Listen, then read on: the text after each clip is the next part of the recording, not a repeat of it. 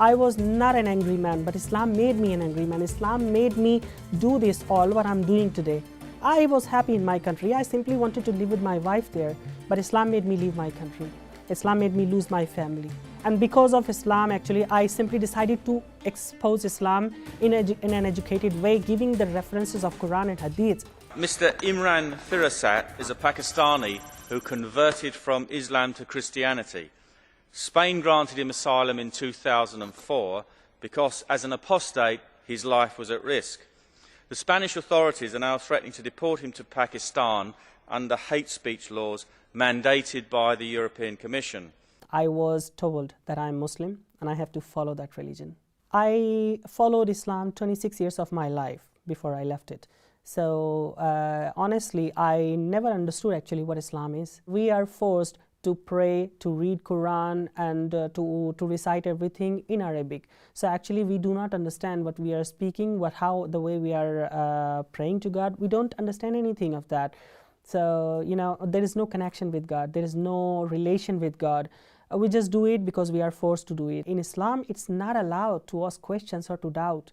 They just say that if you ask questions or if you're doubting about your faith, that is blasphemy. So we all are afraid there to ask questions or to doubt. I met my wife. She was a Buddhist. She was from Indonesia. We met in Pakistan, and I fell in love with her, and I wanted to marry with her legally and having a family with her. But later I realized that Islam doesn't allow a Muslim to marry with a Buddhist. So it was not possible in any way that we can marry. We decided to live together without being married. I thought there are many couples in the world who live actually together without being married or without having a paper in their hands. So for me, important was to be with her because I love her and she loved me. Problems started when we had a son. The hospital asked us for the marriage certificate. We couldn't provide that, and then they reported to the police, and then police arrived to our home. They come in a huge group and they just torture you. So no one can actually blame who was actually the person who tortured you. They took us to police station. We were detained there for several days, and there actually I was very sad that my own Pakistanis, my patriots, it's difficult to say actually, but my wife was raped there by the police, and my thumb was amputated by them. They said, okay, there will be one condition that you can be freed, that if your wife leaves Pakistan, she cannot live here, or otherwise she has to convert to Islam.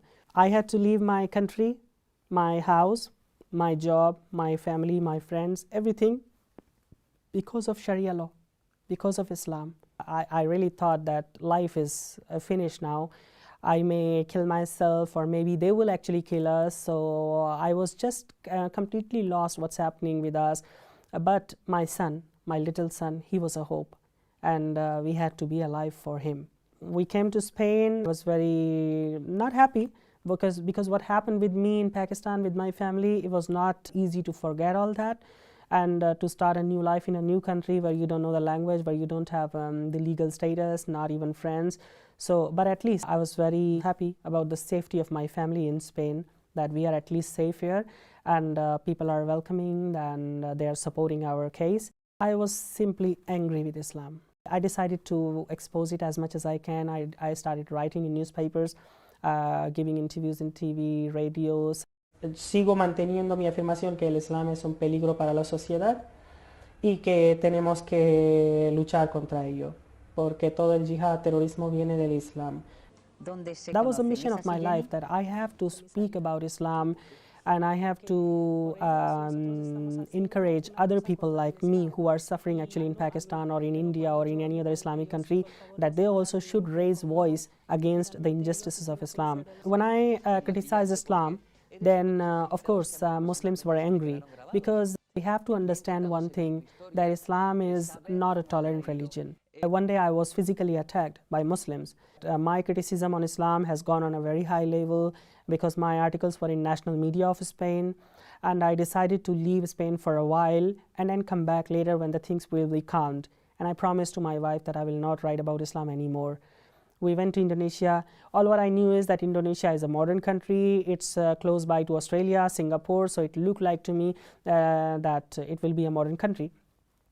But on the other hand, the fact that Indonesia is the biggest Islamic population on the earth, I was not aware of that. Because of Islam, I left my country. Because of Islam, I became a rebel. Because of Islam, I was an atheist. I couldn't stop myself from writing again. So I tried to hide my name as much as I could, because I knew that I'm living in an Islamic country and I'm speaking about Islam. That was a huge risk for me. So I continued doing those things, making blogs, writing as much as I could about Islam.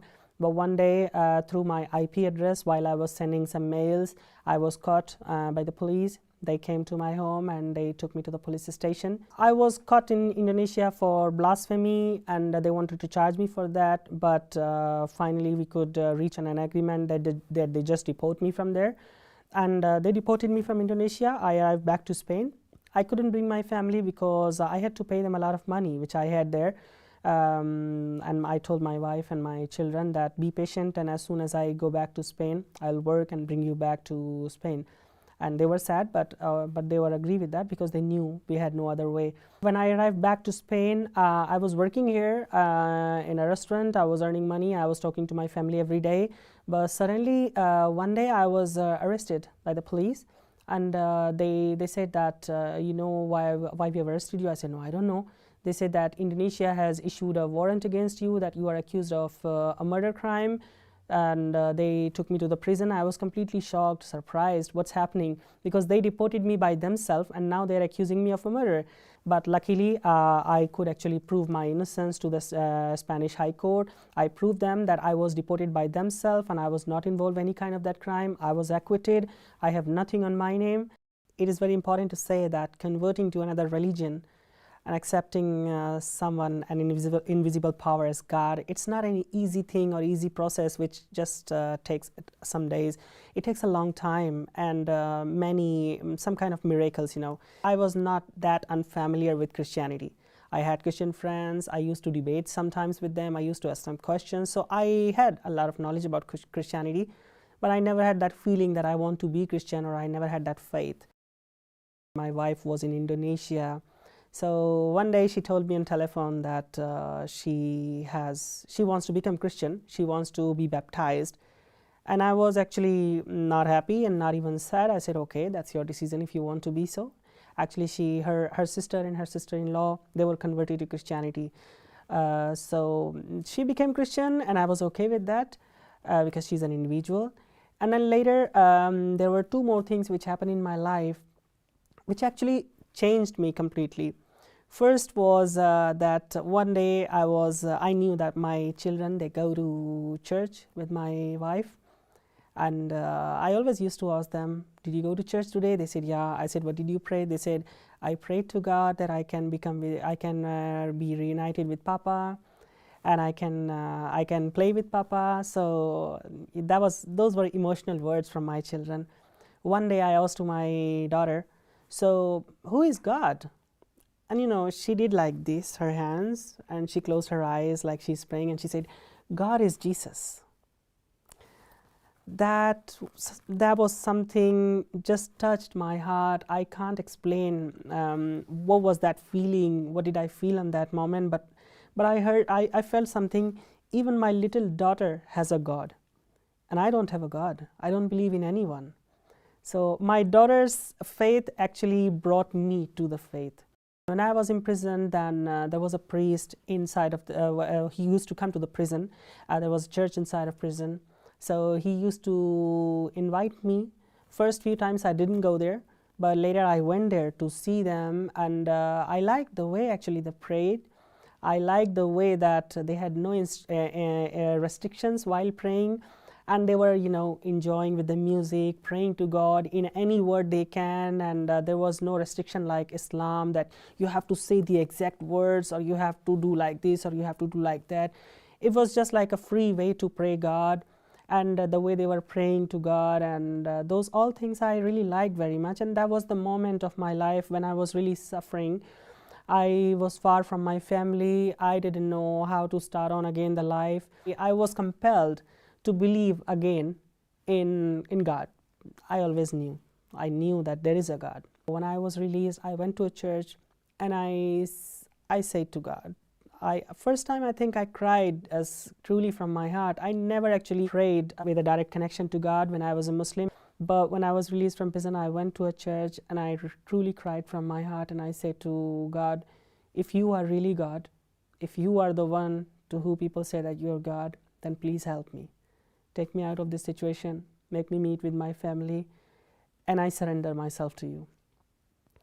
That was the day, I think, first time I had a connection with God. I surrendered myself. I embraced Christianity from my heart, even though I was not baptized at that moment. And since I made that confession to God and I embraced the Christianity, there were changes in my life. There were drastic changes in my life, and I realized those changes. I saw that things are happening which were before difficult. There is someone who is protecting me. There is someone who is actually helping me. That actually made my belief more strong that yes, since I accepted Christ as God, then life is changing. Imran has been very faithful. If I would have to describe one of the key elements, it would be faithfulness, endurance, perseverance, all those words. He's been very, very good in his walk with Christ and to our church. I think I became more educated. I changed my way in a more polite way, the way I could educate Muslims.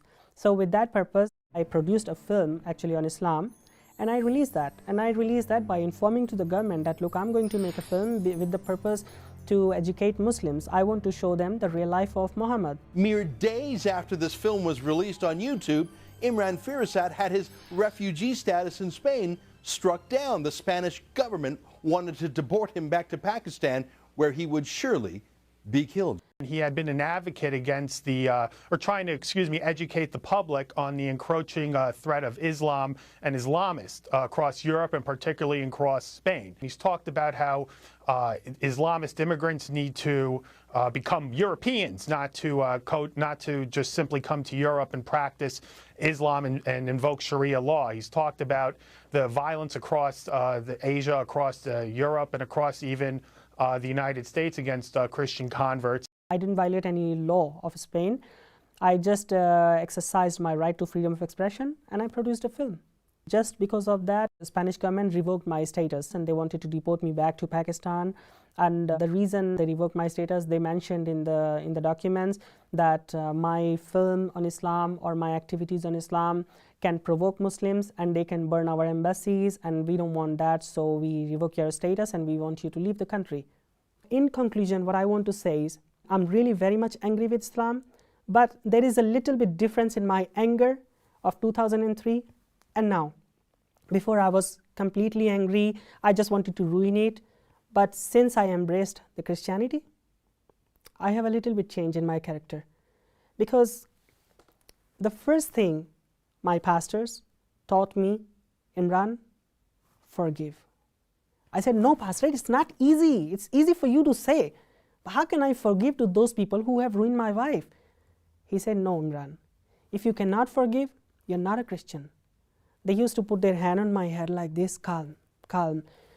I said, I used to think in my heart alone, how can I forgive to those people who have actually ruined my life and who have actually destroyed my future? But slowly by slowly going to the church and listening the word of Bible, that if we don't love to those who have tortured us, so we are not Christians. Very few people have gone through what he's gone through, and I'm excited to see what God has for him. Now I'm a very soft-hearted man because I'm a Christian.